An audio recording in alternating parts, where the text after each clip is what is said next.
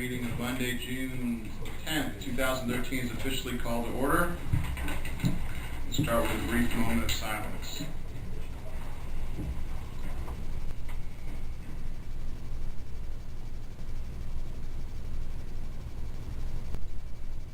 Thank you.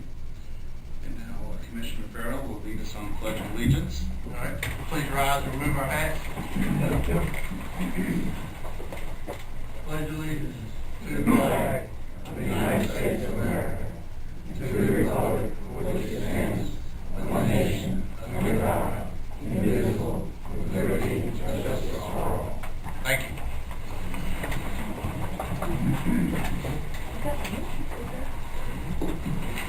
Mr. Brucebeck, is there anything that you would offer to change about today's agenda that you'd like the council to address? I'd like to add change order number 2 for the Hillsborough Street water main project. If so, please, the board probably add that onto the board. So you'd like that to be item 3 under old business? Yes. All right. And then Anything else? Eliminate the closed session. I probably do not need to close session. Okay.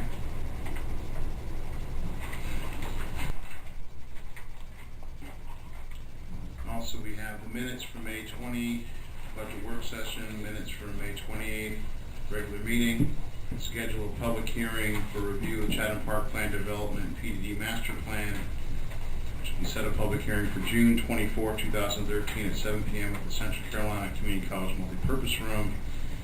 Approve the contract for tennis programming with RDG Tennis LLC. That's in the consent agenda.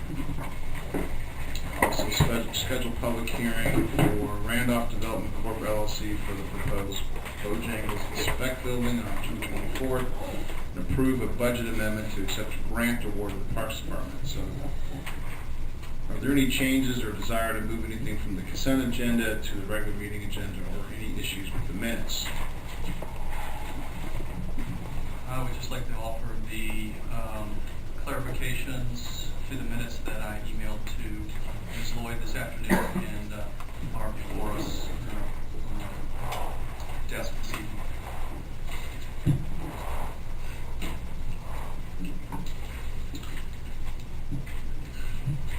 So then I'd ask for a motion to approve the consent agenda incorporating the changes set forth by Commissioner Fielder. So moved.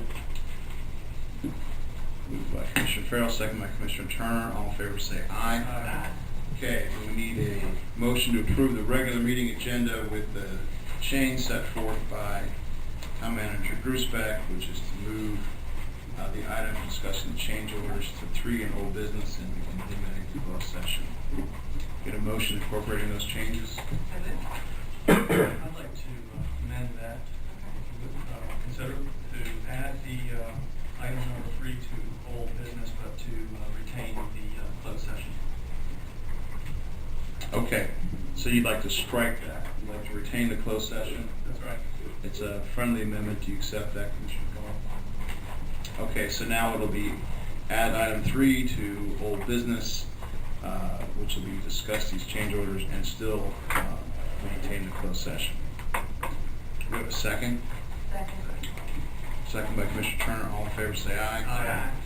All right. We'll start off with the ceremonial agenda. We have a memorial resolution for Jane Pyle, who recently passed away.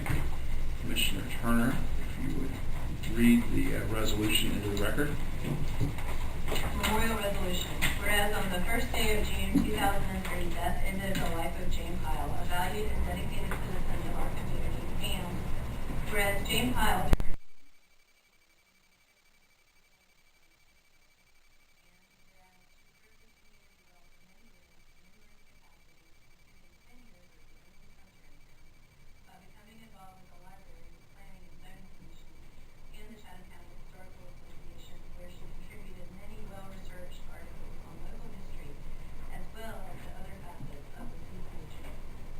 Pyle also spent many hours working on the Pittsboro Historical District and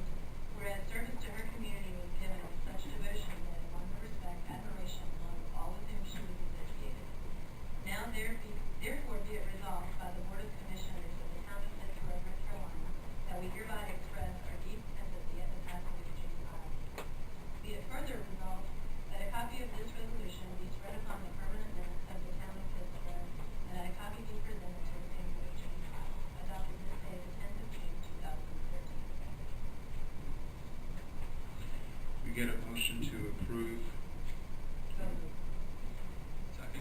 All in favor, say aye. Aye. Enter that in the record. I'd just like to say that all of my interactions with Jane, she was a wonderful person and really cared about the history of Pittsboro and Chatham County. And I know she worked with Mr. Culpepper on a lot of the history and research with your project. She was an asset to the town and she'll be missed. Okay, regular meeting agenda. The first two who had signed up, you actually are on new business, so that would be Reba Torben. So you'll be speaking when we get to your item. You're on the agenda tonight. So the first speaker is Catherine Deininger. If you just come up, state your name and address for the record.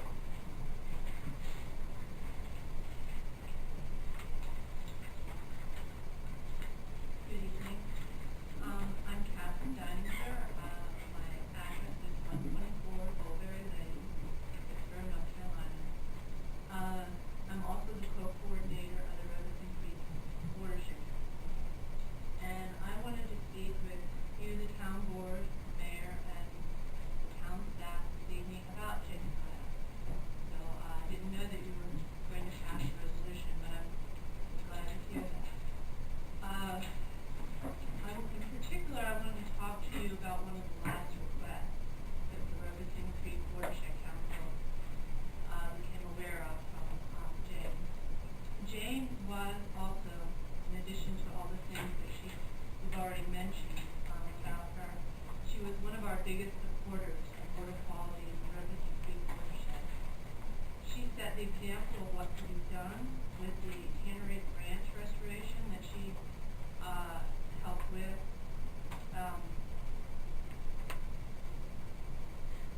Which was one of the Robeson Creek Watershed Council's first restoration project, and it continues to be an inspiring example of what we can accomplish through partnership and with the help and leadership of citizens like Jane.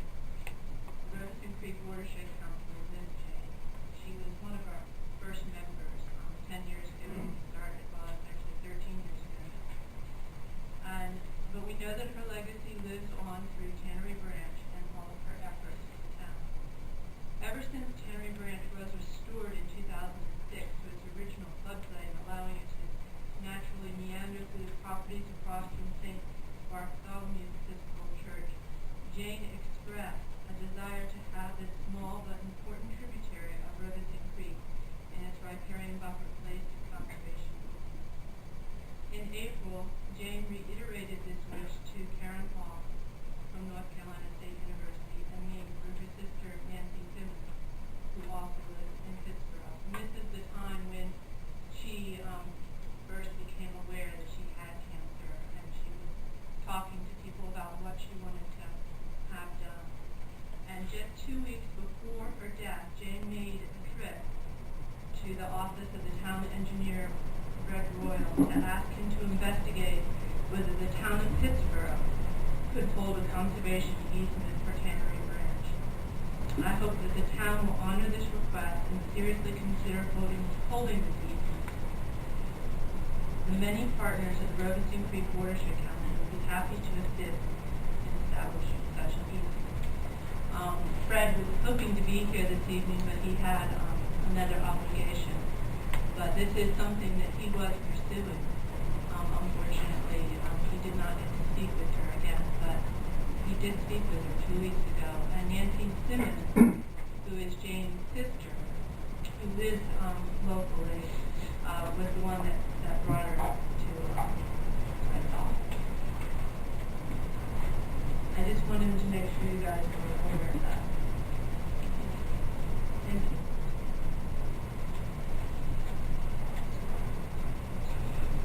I think, Mr. Messick, can you address that? I think we've had that discussion before, and at the time, the property lied outside of the town limits, and there were some questions then on a different conservation easement. But I think this, as I understood it then, that was the criteria that would allow the town to hold it. That doesn't exist here, so.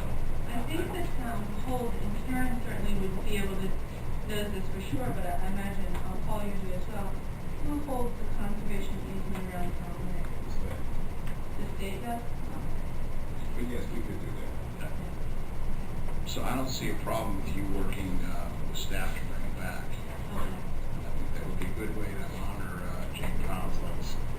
I know that the property already is in some kind of conservation status for its historical value. So I imagine since there's already a lot of restrictions there, it would not be a hard easement to carry forward. Thank you. Thank you.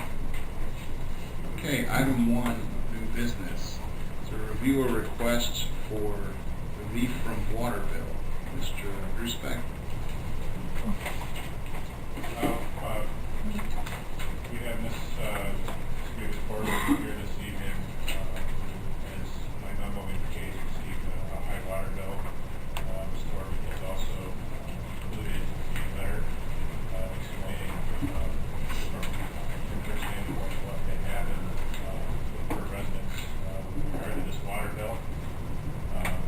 Just briefly, staff moved the water bill was in question that led to a large reading, replaced it with another water meter, and that water meter continues to work properly.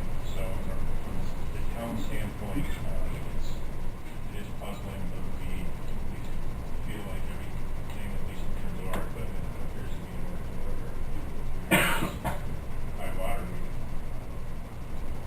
Again, this sort of doesn't have sewer at the residence, so we can't offer any relief in the sewer charges on the bills. We've done other situations.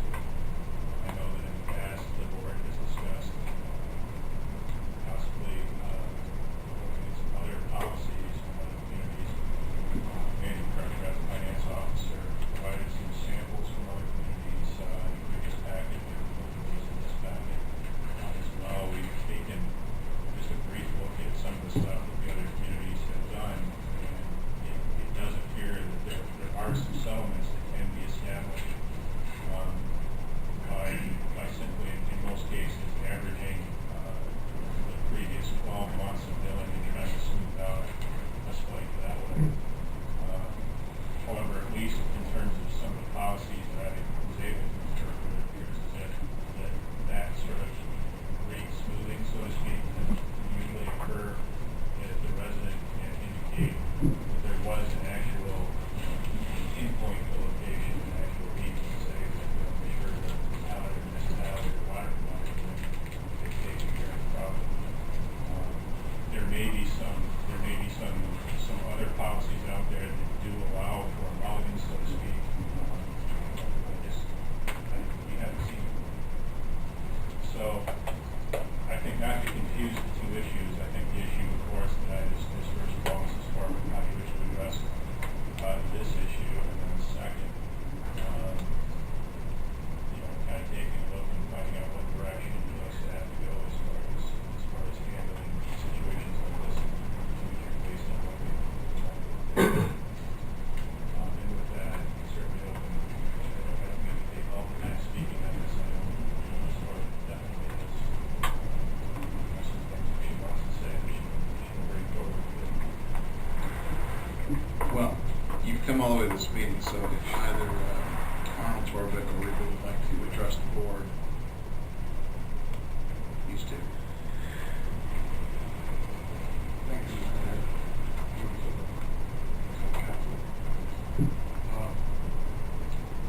As the letter indicated, there has been, we've been unable to find the room. We have plumbers who look, and we cannot find the room. Plumbers read the meter on lunchtime on the 29th, and we came back and read it again on the morning of the 30th. They showed the 4 gallons each one of the meter. That's also documented in the letter. Overlooked 17,000 gallons of bottled water. That much water was leaking to the line of the house, in the house. We were hurt, the motors running, the basement was in flooded, the sinkhole was plugged up. I was questioning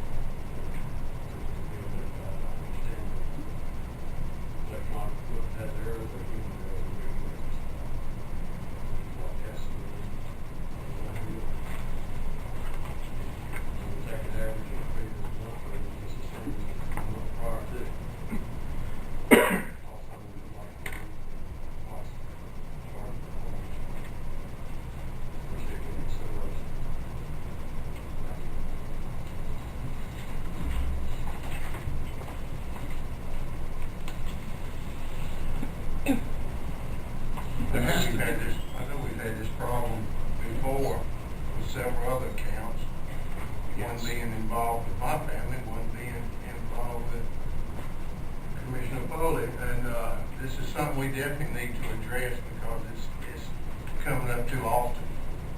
I don't know what direction we need to go. We need to study it and we need to get some ordinance in place. There has to be something because we get these phantom situations that occur. I mean, going back in my time, there's always a case every year where it seems like a huge reading comes out and it doesn't make sense, and it's not. We can't find it. In some cases, there is a leak, but it creates such a hardship for people that it's wrong for the town to benefit from their misfortune. So I've looked over Apex before, and I think they have a good policy. I'd like to see us do something similar to that, where it can't, maybe once or twice a year, whatever we decide. I think there does need to be a policy, because it can create, like an example of my parents, they had a $100 water bill twice. And there was a leak, but it just created a real hardship for them because their heating was very difficult. So, there are other people that experience it, and we need to help. We certainly do need to put some type of policy in place. But let me just ask you this, Mr. Torrey. What was the bill for the previous month? Do you recall? The bill for the last year rate didn't work from $26 the first time. And then there's a lot of change there, that's the total year. Thank you. Yeah, we definitely need to really look at this because for a bill to be $222 and 17,000 gallons, and there's no leak, the plumber's been out, they said the meter is no problem, but it had to be something. It had to be something that's going on. And the plumber couldn't locate it, but definitely we have to look at the policy in reference to this. And just because the policy to sort of rid the cost of the pool, that's one thing, but in this case, then the heater, I don't know about yours, but there's no sewer, so we were crafting a policy, probably should be Mr. Porter, would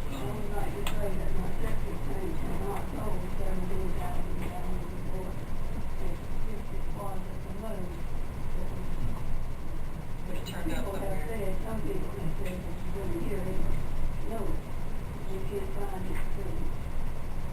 Mr. Porter, you mentioned the average bills between $26 and $35 a month. Does that include, when you cite that number, does that include the base rate for the water meter itself? That's the total charge of the bill. The total charge. So I think the base rate is $26 for out of town. So that would mean 0 to very, very, very small amount of water being used. Our usage is 800 gallons, 950, therefore 1,100 gallons, 1,450.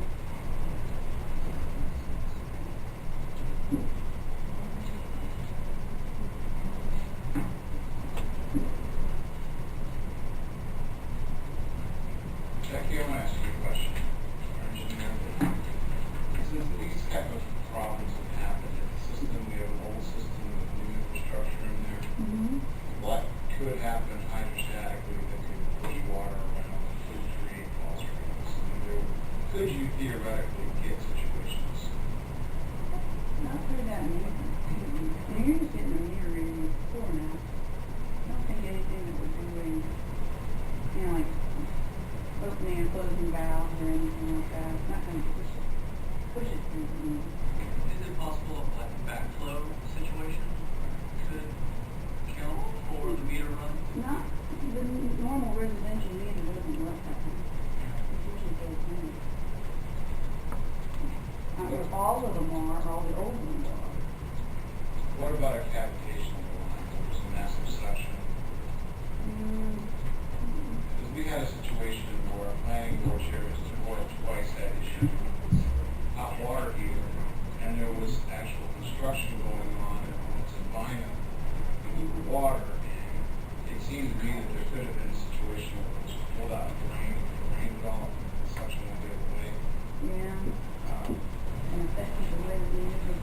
maybe not, well, I don't know, we'd have to actually look at it and see it.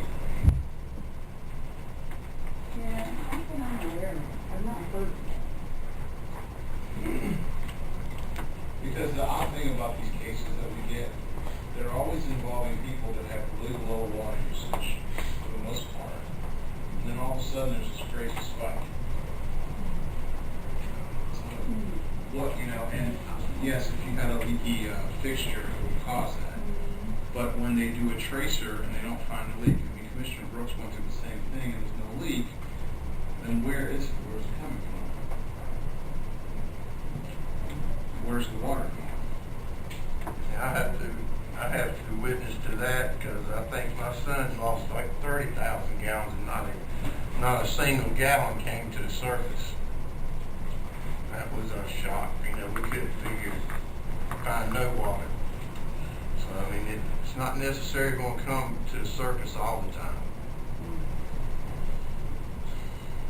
How do you know what to fix? Well, actually, on our case, we went from the meter to the house and replaced the line all the way. It was a leak, you had a pin leak. Yes. Yes. Right. On their back side of the meter, On our side of the meter, and there was a small leak. But new meter's been installed, so it comes out next month, it's still hot, and there's probably a leak.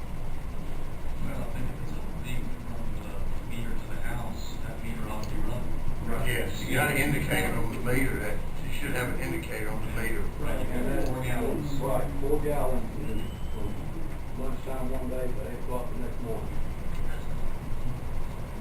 And was any water being used in the house? Or any water being turned on in the house? During that period of time, just our normal usage. Oh, okay, okay. Which is less than 4 gallons in that period of time.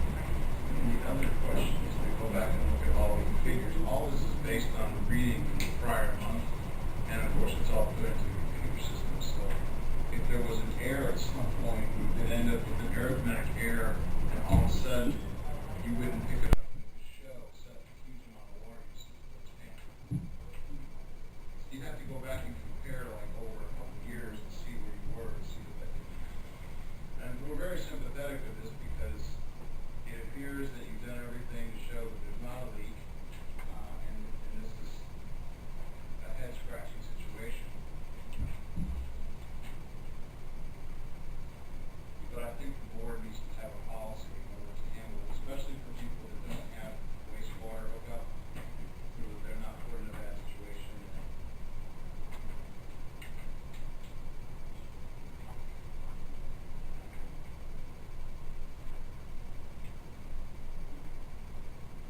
It's up to you. Come on to the front.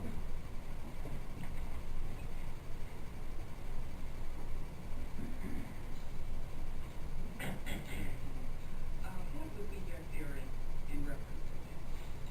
Or to some type of, You know, it's one of those things that it happens sometimes. We test the meter, test it out at 100%, but sometimes I think I wish it was a mechanism in place that could get people to slow down. But my job is to look into it, test the meter tests 100%.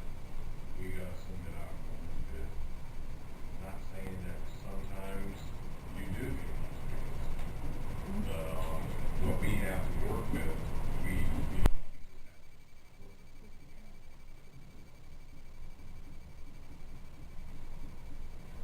but you tested the meter and found it was not faulty. then test it. You tested it.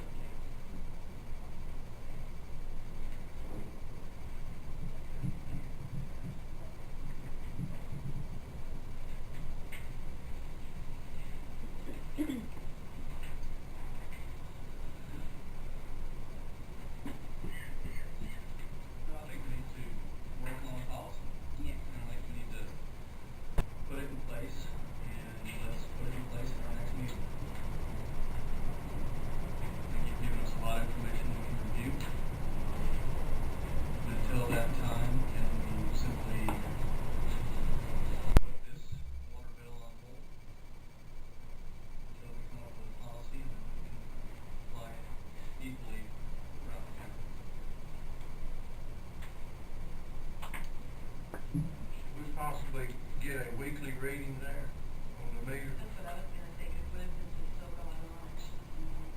Got the next one. John, is that possible? Yeah, that's possible. Yeah, we can do that, Okay. and we will. Mr. Corber, probably not a bad idea for you to watch your meter and take readings yourself. See if it's right. So we want to be sympathetic and help. I think that's what you're hearing from the board. In our experience, other than trying to figure out what mysteriously causes this, there's only a few other things. People are putting on hoses, which I assume isn't happening in this case. And we had one, I think, in Potterstone Village where there was 100,000 gallons, and apparently a builder had borrowed the water to put on a new lawn. He ran a hose over, but that's what we found out had gone on there. So these are other things to look for. Not saying in your case this applies, but it's the only thing that can drive up that kind of usage. Somebody watering a brand new lawn all night long, doing it consistently. But I think if you come back next meeting, and we'd be happy to monitor this so we can make sure that this is not an ongoing problem. Take care of it. Thank you, and we're sorry for the inconvenience. You're welcome. Okay, item 2, resolution authorizing the disposition of surplus property. Mr. Grusbeck, what would you like to surplus? Cars that don't work very well and are really old. You're supposed to say they work just great. You know, the funny thing is that I've seen people, there's this niche market for police cars out there. Some of the things can be purchased in all shapes, sizes. There's definitely a market out there for this equipment. It's just, they're just not quite equipped for us at this stage. So, we could use the room in the parking lot, we could use the revenue, and this revenue, I think, would be key in a small first step into eventually replacing a portion of our fleet. But the other thing, we have 2 other things also that we're proposing to surplus. One would be the copy machine that's back in the corner. That is operational, but not and also too, it was mentioned in the budget meeting, our budget work sessions, that we should consider our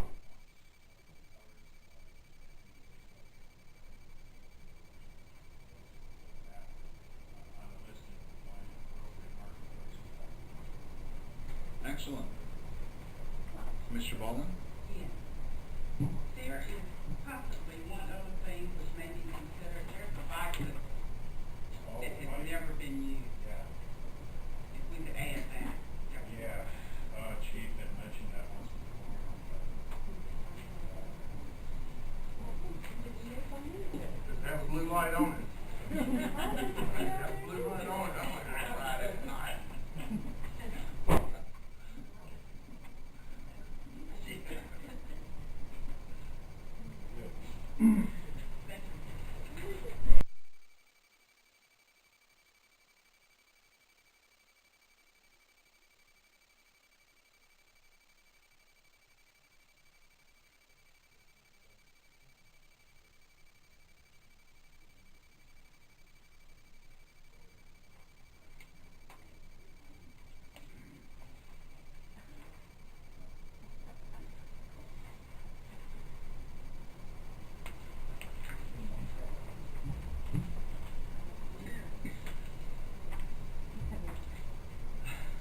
So you need us to adopt a resolution on this tonight? Adopt a resolution including the bicycle. Including the bicycle. All right, anything else? I have a question, one of the vehicles that seems to be spare patrol car and does not have the same issues that these cited as the other two. Is it an asset worth obtaining? The 2004 Ram.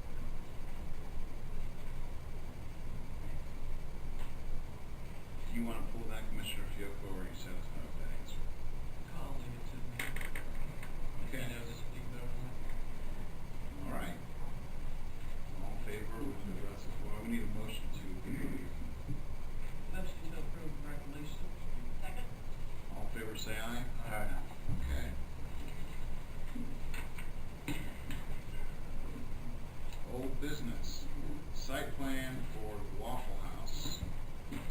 Mr. Bass. This is a site plan located in front of Lowe's, in a vacant parcel currently. The proposal is to build a Waffle House, is to be considered tonight as a site plan for review and approval. Plans have been reviewed by the appropriate departments in accordance with the town's development ordinances. The property is zone C2, so this is a use permitted by right in the zoning district. Water and sewer service are available to the site. You have in your packet two color renditions of the building that Waffle House can offer either of those two colors. Recommendation is for approval of the site plan. Planning board reviewed these plans at their regular scheduled meeting on June 3rd and is forwarding a positive recommendation.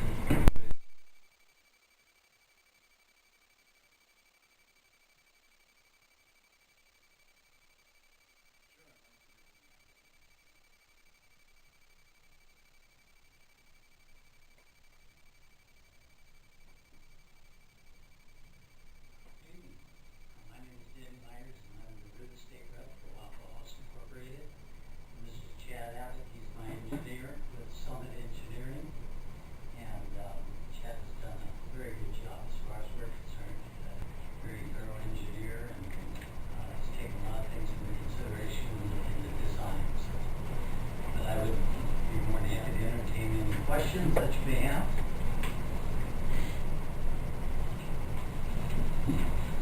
Well, I guess talk to us about what made you pick Pittsboro and tell us Well, what we've your been looking at considerations. Pittsboro for quite some time.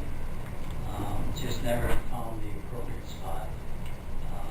As you know, Waffle House kind of migrates towards interstates and interchanges because of the traffic.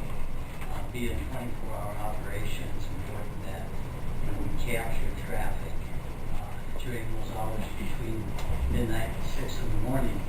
A lot of people don't realize that our second biggest shift is that midnight shift. I can't believe the number of people that eat at a Waffle House when they're traveling.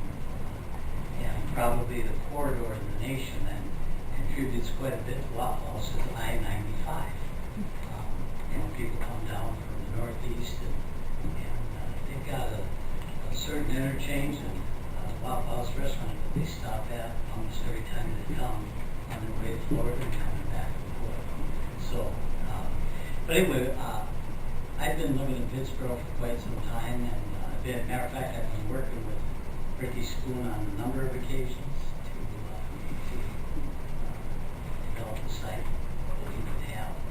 And I thought we were going to have a deal about 5 years ago. But it didn't work out, and that's where the Japanese restaurant. We were looking to put Waffle House on that parcel, but you know, you got to negotiate terms, you got to come to an agreement on price, and there's a lot of different factors that are involved. But this time we got together, and I was happy for it. I had to go through our corporate approval process, which is a pretty lengthy process, and we got to make sure we got the right demographics.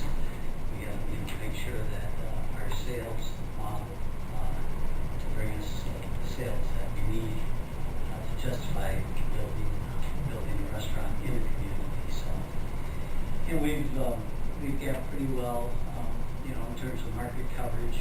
We got areas where it may not be covered yet, and of course the 64 corridor is pretty well covered now once we get into Pittsburgh. But I don't know if there's anything else that you have specifically in mind. Just try to give you some generalities about the company.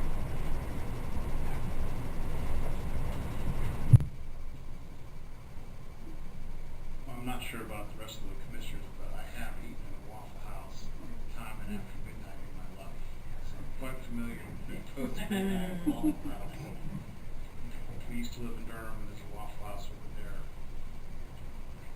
It's nice that you said that.